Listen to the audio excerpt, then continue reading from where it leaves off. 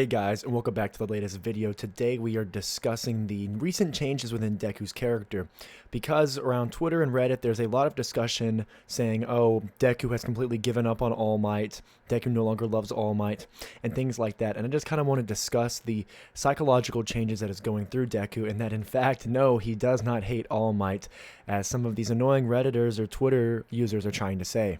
So Deku is a young kid, right? He's a sophomore in high school, and individuals in that age group, they're not the most emotionally mature, and within the span of just like a year and a half, 2 years, Deku has now completely had his life changed, and, you know, of course he's living his dream as a hero, but recently, due to all the changes, he's had to mature much faster than normal, and he's had to see a lot of people die, and he's had to witness it and be a bystander and not be strong enough to save those individuals.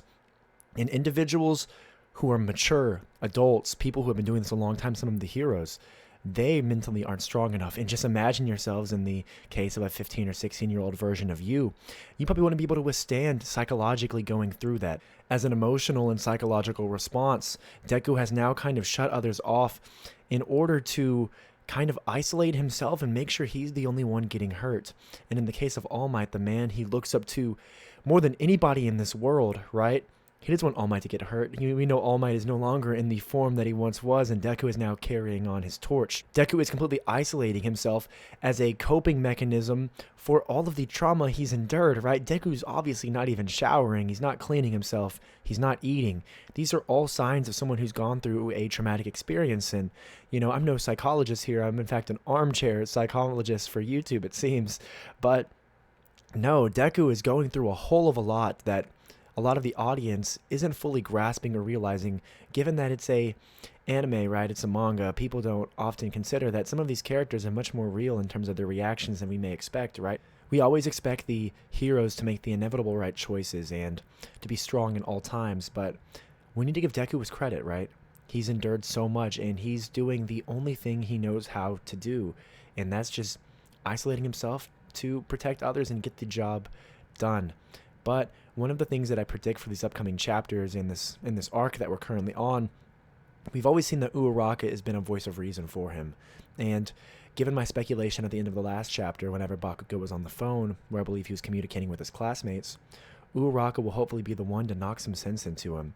Uraraka has always been a rock for Deku emotionally, and obviously in terms of the relationship that Horikoshi has kind of put them in, although they aren't like dating or anything, it's kind of obvious that, in my opinion, that they'll likely end up together.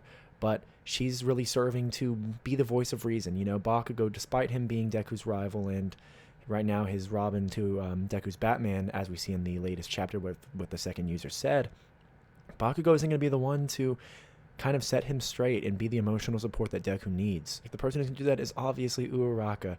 I wish All Might could do it, but Deku thinks too highly of All Might, and he doesn't want to let him down. He needs a peer, an equal, someone to remind him that, listen, you're 15, 16 years old. You're in your second year. Well, if he was in school, he was in his second year.